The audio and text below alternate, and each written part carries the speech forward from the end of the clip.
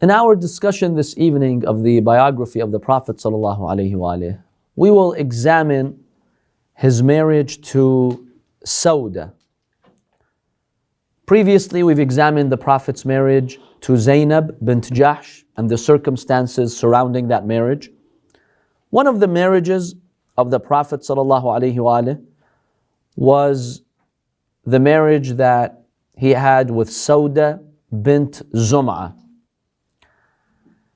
It's not clear from historical accounts when exactly the Prophet married her, but she was the first woman the Prophet married after the death of Lady Khadija alayhi salam. So a lot of sources indicate that he married her in Mecca. And basically this is how it happened. She was married to her cousin. His name was As-Sakran ibn Amr. He came from the tribe of Bani Amir. When the Muslims were experiencing waves of persecution in Mecca, a lot of them migrated to Habasha, to Abyssinia, modern day Ethiopia. There were two waves of migration from Mecca to Habasha. The first was with Ja'far, the son of Abu Talib, the brother of Imam Ali alayhi salam. About 80 or so people went with him. Then there was a second wave of migration from Mecca to Habasha.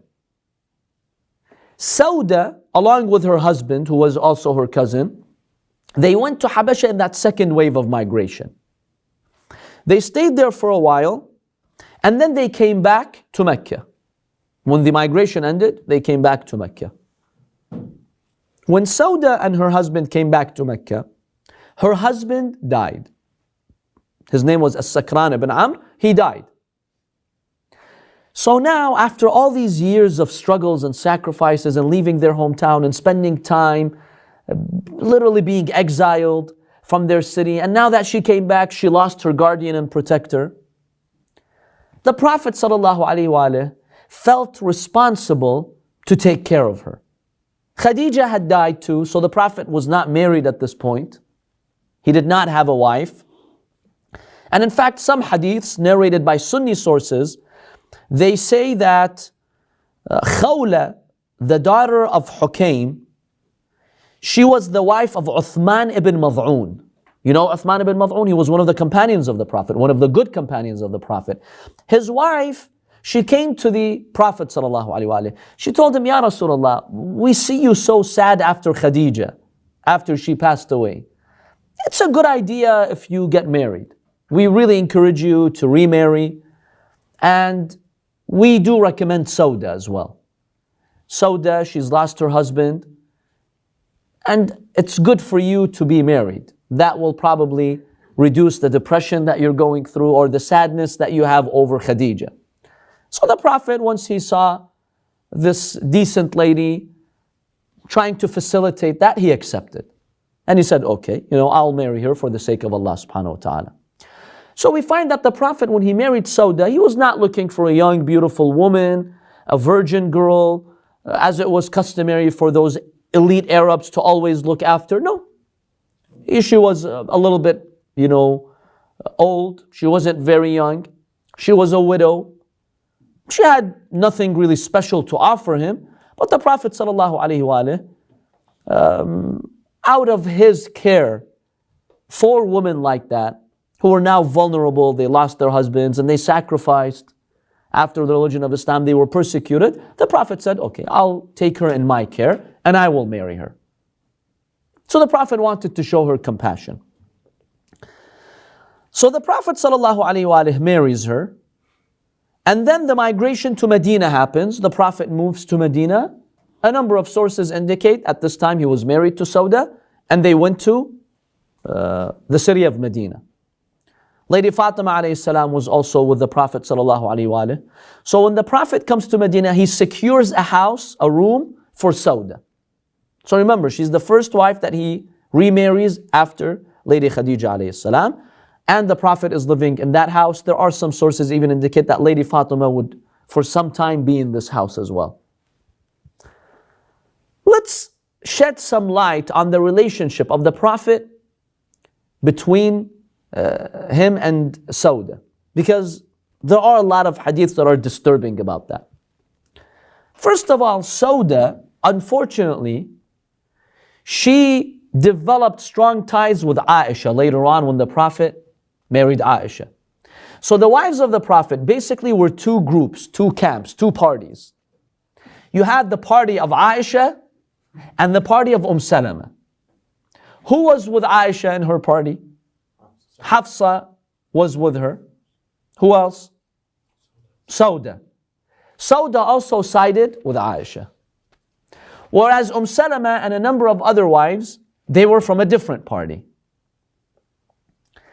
And the party that would come up with conspiracies, we know which party it is, because in Surah Al-Tahrim, Allah makes it very clear. Those two wives and the tafsir makes it very clear who they were. Which side was usually conspiring against the Prophet sallallahu alaihi wasallam. So Sawdah, unfortunately, she goes under the influence of Aisha, and she basically sides with her in certain positions. This is what we understand from some of our hadiths. Now, there are problematic narrations that Sunnis have narrated, which we're going to refute and present our analysis of them, and then enter a very, very important discussion about a few verses in the Quran. So the hadiths that are narrated in a lot of Sunni sources is that the Prophet marries Sawdah in Mecca, then he migrates to Medina, and then at this time Sawdah is growing older and older. So the Prophet is no longer interested in her. Because now he's got younger wives, she's getting old. He was no longer interested in her. So one day he signaled to her, let's separate. He gave her the intent that he's going to divorce her. In fact, some Sunni hadiths claim he did actually divorce her.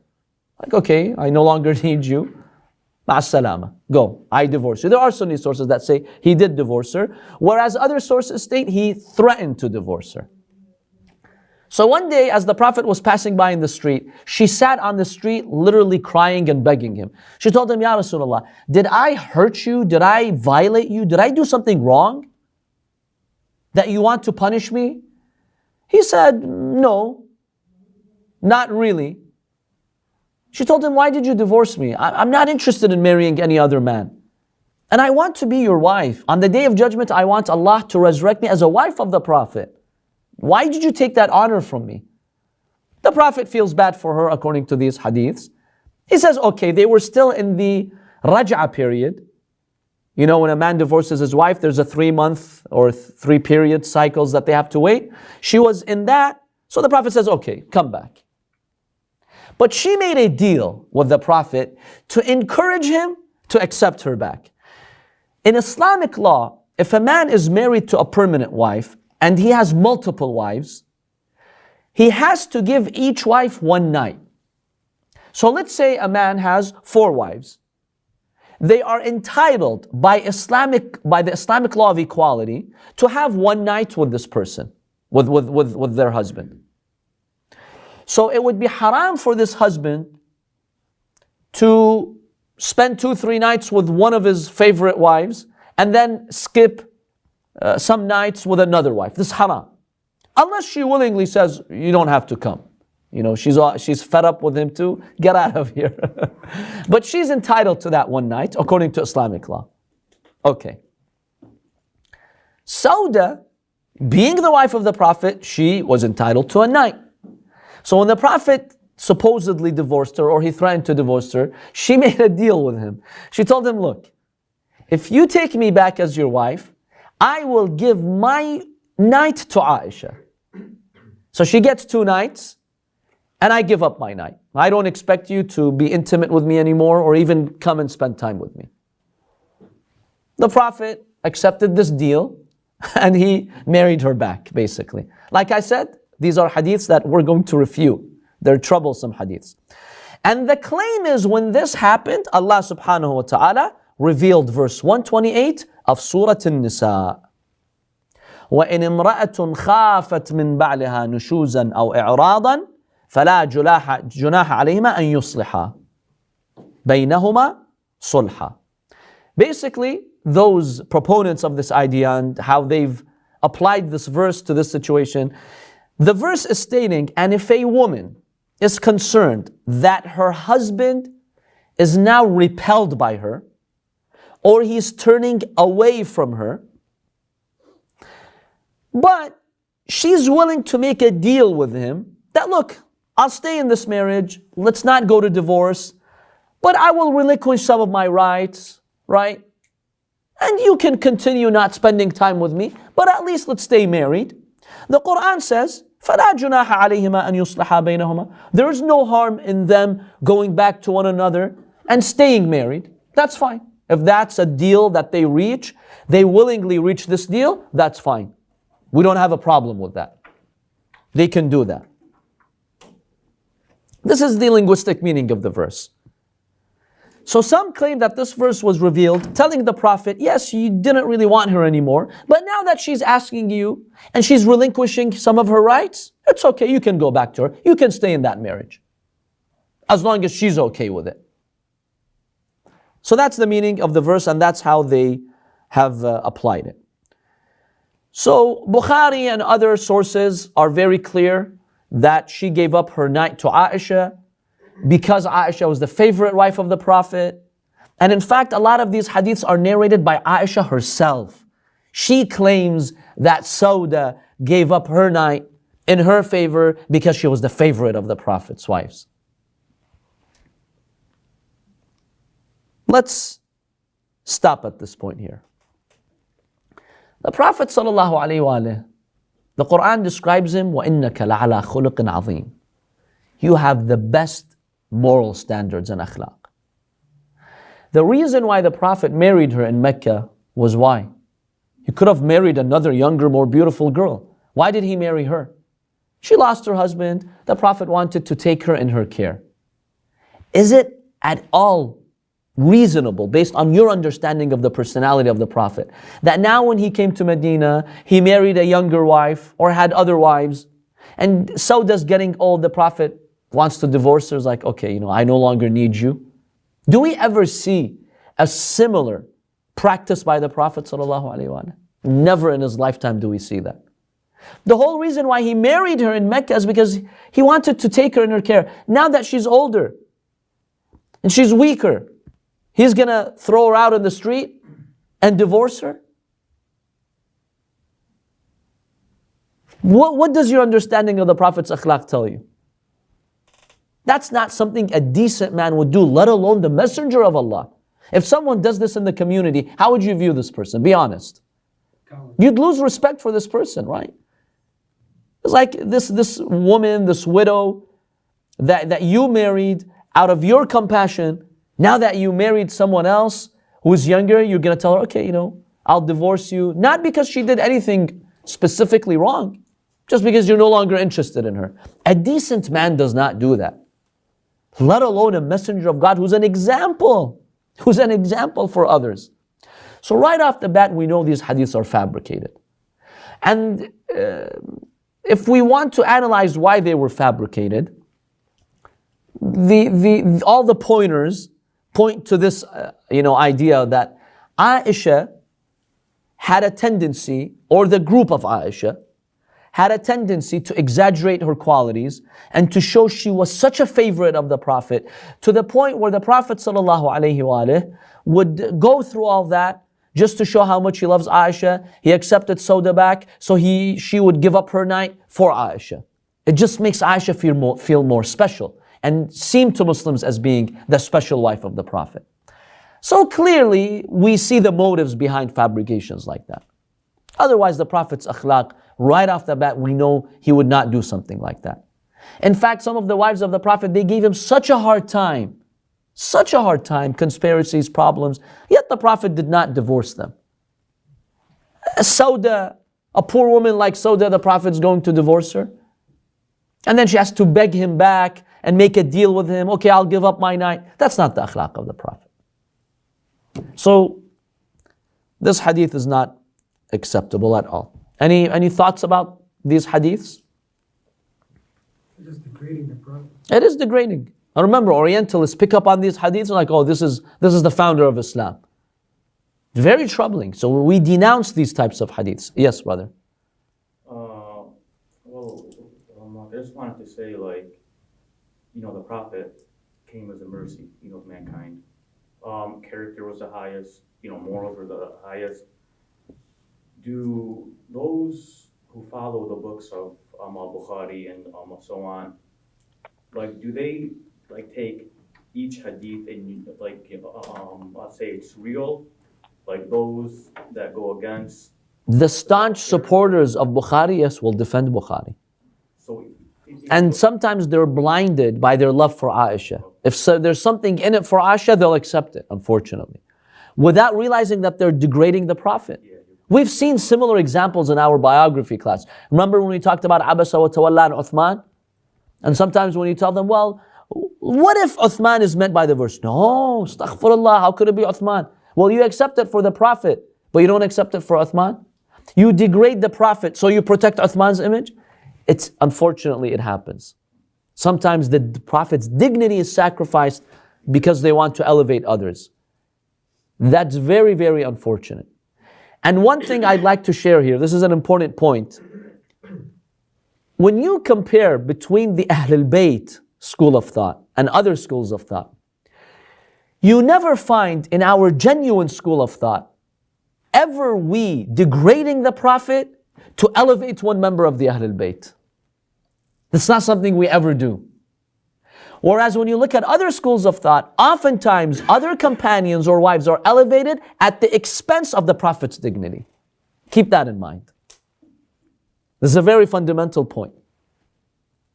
We never sacrifice the Prophet's dignity. If you have any claim from there are some ignorant speakers who say wild things on the pulpit here and there, but if you find anyone trying to make Imam Ali seem more important or Fatima Zahra Hussein by lowering the Prophet, right off the bat, no, this is not the path of Ahlul Bayt. The Ahlul Bayt did everything to elevate the status of the Prophet. Never would they lower the status of the Prophet. This is exactly the argument that they use to support their fallacies.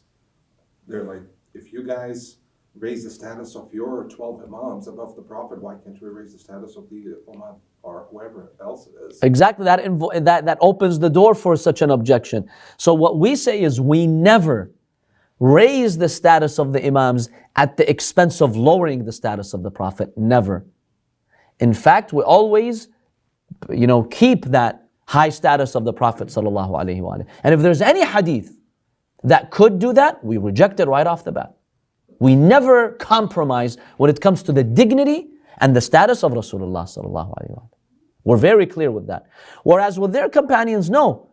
Oftentimes, we never have a scenario where there's something troubling in the Quran, like somebody did something inappropriate. We say, no, Imam Ali didn't do it, it was the Prophet. We never see. Show me one example where Shias have done that. But they do that constantly. Things that some other companions did to save their face, they attribute them to the Prophet. We never do that. Impossible.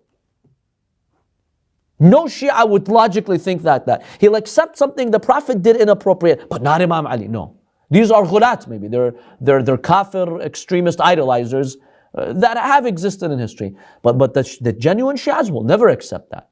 And that's surprising. Even in today's society, there is this misconception out there that, Shias may be idolizing Imam Ali and the rest of the Imams above the Prophet. I'm not sure if it's perhaps the method of communication when it comes down to commemorating the death and the birthdays of the different Imams as well as the Prophet, because during the course of the year we have birthdays and commemorations, and they happen equally in terms of what is being said about the qualities of the Prophet as well as the Imams. Correct. And as a result of that, they're confused. They're like, well, you're giving more importance to Imam Hussein as opposed to the Prophet. Yes, sometimes that misconception does arise. There is some truth to it. And unfortunately, in some Shia communities, there is some sort of neglect towards the Prophet. I'll be very honest with you. Instead of dedicating more time to study the Prophet's life and knowing more about the Prophet and mentioning him more in their gatherings and learning from his lessons, sometimes we see that sidelined, right? And that's part of ignorance. It's out of ignorance, unfortunately. So there is some work that the Shias definitely have to do in terms of being more active with the Prophet sallallahu alaihi wasallam. So Part of that criticism is valid. But it doesn't mean that they hold Imam Hussein in higher regard. Obviously, ask any Shia, even those who've been walking 2 weeks for Arba'een, they know the Prophet, the grandfather of Imam Hussein, has a higher status. They would never lower from that status. But yes, they might admit that we have some shortcomings towards the Prophet in terms of reviving his teachings and his legacy and his biography. Yes, that could be the case. But it's natural psychology because you have 12 imams, so there are 12 birthdays, 12 commemorations. Yeah, that quantity in itself. And remember, the area of persecution as well. Right. That is also, there's a historical factor there, right? The Shia held on to Imam Hussein because that was their only way to save the tradition of Rasulullah sallallahu alaihi wasallam. So by reviving the message of Imam Hussein, that's an extension of the Prophet. It's an extension of the Prophet. Outsiders sometimes may not see the dynamics of that.